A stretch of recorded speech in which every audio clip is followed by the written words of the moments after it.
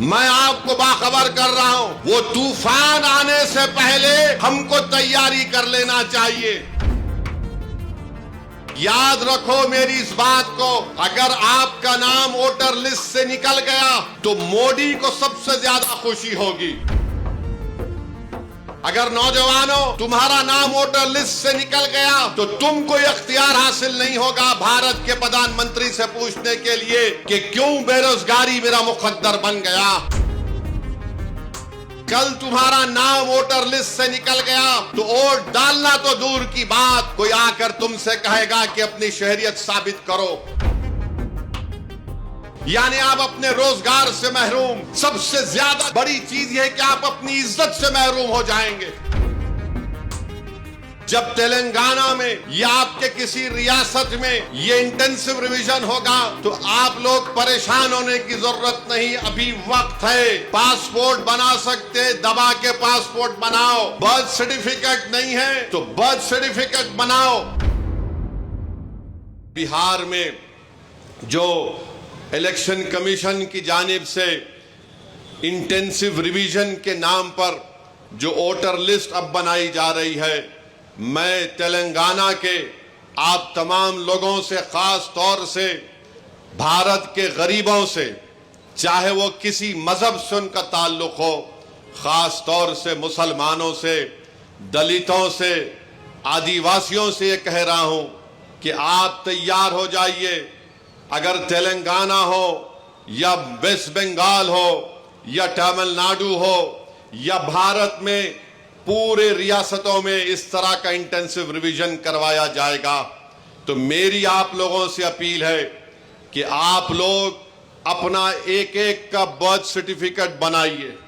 हाँ, जो हमारे बुजुर्गों की उम्र 70 साल के ऊपर है उनका बर्थ सर्टिफिकेट अगर है तो बहुत अच्छा है, अगर नहीं है तो आप उनका पासपोर्ट बनाइए। आप बर्थ सर्टिफिकेट अपना बनाइए और अगर 10th क्लास की मार्कशीट है तो उसको तैयार रखिए। अगर कास्ट सर्टिफिकेट है उसको तैयार रखिए, अगर नहीं है तो बनवाइए। पासपोर्ट नहीं है तो बनवाइए, बर्थ सर्टिफिकेट नहीं है तो बनवाइए।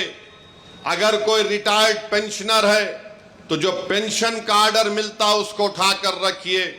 अगर आपको 2 BHK का सर्टिफिकेट मिलता है कि आपको 2 BHK दिया गया, उसको उठाकर हिफाजत से रखिए।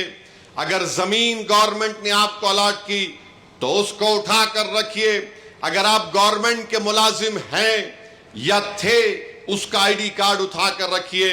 क्योंकि याद रखिए मेरी इस बात को कि अब जब इंटेंसिव रिवीजन हो रहा है तो इलेक्शन कमीशन ने जो हिदायतें BLOs को दी हैं बिहार में, उसमें यह कहा गया कि अगर इलियास साहब के घर पर कोई 3 मर्तबा BLO चला जाएगा और 3 मर्तबा किसी जायज वजह से इलियास साहब अपने घर पर मुकीम नहीं होंगे तो BLO उसकी इत्तला ERO को और AERO को देगा। और ये AERO और ERO को इख्तियार हासिल है कि वो 1955 के सिटीजनशिप एक्ट के तहत उन तमाम ओहदेदारों को इत्तला देना के लिए साहब शायद भारत के नागरिक नहीं है, तो ये सिटीजनशिप का मसला पैदा हो जाएगा। तेलंगाना में भी इंटेंसिव रिवीजन होगा, बल्कि पूरे मुल्क में होगा। मैं आज यहां बोधन की सरजमीन से खड़े होकर उन तमाम भारत के गरीबों को कह रहा हूं, उन दलितों को, आदिवासियों को और मुसलमानों को कह रहा हूं कि आपको नंबर 1 अपना बर्थ सर्टिफिकेट बनाना है। 10th क्लास अगर किसी ने किया तो मार्कशीट तैयार रखना है। कास्ट सर्टिफिकेट है तो तैयार रखिए, और अगर आप उस कास्ट में आते हैं उसका सर्टिफिकेट निकलवाइए। आपके पास अगर गवर्नमेंट की स्कीम का दिया हुआ 2 BHK का सर्टिफिकेट है तो उसको उठाकर रखिए। ये इसलिए कह रहा हूं कि 10 डॉक्यूमेंट की बात जो इलेक्शन कमीशन ने बिहार में की वो यही 10 डॉक्यूमेंट हैं। हमने सुप्रीम कोर्ट को अख्तरुल ईमान मजलिस की तरफ से गए तो सुप्रीम कोर्ट ने अपने इंटरिम ऑर्डर में कहा कि प्राइमा फेसी हम इलेक्शन कमीशन से कहते हैं कि आधार कार्ड को भी, जो इलेक्शन कमीशन का वोट डालने का एपिक कार्ड होता है, राशन कार्ड को भी वो कंसीडर करे। तो ये जरूरी है, याद रखिए, जब तेलंगाना में या आपके किसी रियासत में ये इंटेंसिव रिवीजन होगा तो आप लोग परेशान होने की जरूरत नहीं, अभी वक्त है। पासपोर्ट बना सकते, दबा के पासपोर्ट बनाओ। बर्थ सर्टिफिकेट नहीं है तो बर्थ सर्टिफिकेट बनाओ। कास्ट सर्टिफिकेट है या नहीं है, आप आते हैं उस कास्ट में तो उस कास्ट सर्टिफिकेट को बना के रखो। याद रखो मेरी इस बात को, अगर आपका नाम वोटर लिस्ट से निकल गया तो मोदी को सबसे ज्यादा खुशी होगी। क्यों खुशी होगी? क्यों खुशी होगी बताता हूं मैं आपको। आपका नाम जब तक वोटर लिस्ट में रहा, जैसा हम अब मोदी से सवाल कर रहे हैं, बताओ गरीब गरीब क्यों होते जा रहा है और दौलतमंद क्यों हो रहा है, तो मोदी ये नहीं चाहते कि कोई उनसे सवाल करे। अगर नौजवानों तुम्हारा नाम वोटर लिस्ट से निकल गया तो तुमको यह अख्तियार हासिल नहीं होगा भारत के प्रधानमंत्री से पूछने के लिए कि क्यों बेरोजगारी मेरा मुकद्दर बन गया।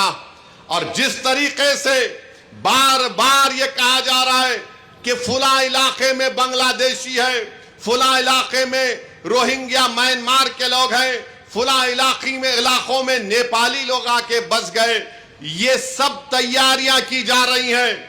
मैं आपको जिम्मेदारी से बाखबर कर रहा हूं। ये जज्बात में लाने के लिए, ये डराने के लिए नहीं कह रहा हूं। ऑन रिकॉर्ड कह दिया गया कि पूरे भारत में इंटेंसिव रिवीजन होगा। और तेलंगाना में जो लास्ट इंटेंसिव रिवीजन हुआ था, मेरे ख्याल से अगर मेरा हाफिजा सही है तो 2007 में या फिर 2002 में हुआ था। मगर ये चीज की तैयारी करके रखिए। मैं भी रशादी साहब से बात कर रहा था कि हमको अनकरीब में तेलंगाना में एक हमारे सदर साहब की मौजूदगी में, उनकी क़यादत में एक मीटिंग करके हम तमाम तंजीमों के जिम्मेदारों को बुलाकर हम उनसे अपील करें, बल्कि हर जुमे के खुतबे से पहले जो लोग मस्जिदों में वाज करते हैं या बयान देते हैं, मेरी आपसे भी अपील है कि आप लोगों को बाखबर करिए। ये साजिशें की जा रही हैं। कल तुम्हारा नाम वोटर लिस्ट से निकल गया तो वोट डालना तो दूर की बात, कोई आकर तुमसे कहेगा कि अपनी शहरियत साबित करो। फॉरेनर्स ट्रिब्यूनल को भिजा दिया जाएगा, उसका भी एक प्रोसीजर है। पहले एसपी बॉर्डर को बोला जाएगा, एसपी बॉर्डर लेटर लिखेगा मिनिस्ट्री होम अफेयर्स को, वहां पर 3 ऑफिसर के दस्तखत के बाद आपका मुकदमा चलेगा। यानी आप अपने रोजगार से महरूम। सबसे ज्यादा बड़ी चीज यह कि आप अपनी इज्जत से महरूम हो जाएंगे। लोग आपको उंगली उठाकर बोलेंगे अरे इसका नाम वोटर लिस्ट से निकल गया, यह भारत का शहरी नहीं है। इसीलिए आप याद रखो, अभी से मैंने जो बात कही उस पर अमल करने की कोशिश करिए। मेरे दुश्मन बहुत हैं, मुझसे इख्तलाफ करने वालों की भी तादाद बहुत ज्यादा है, क्योंकि भारत के अगर कोई लैला है तो उसका नाम असदुद्दीन ओवैसी है। मुझसे बहुत चाहने वाले हैं, मगर उसकी परवाह मत करो। मैं तुमको बाखबर कर रहा हूं, मैं आपको बाखबर कर रहा हूं। वो तूफान आने से पहले हमको तैयारी कर लेना चाहिए। साजिश करने वाले की साजिश में उसको नाकाम करने के लिए हमको आज से तैयारी करना पड़ेगा।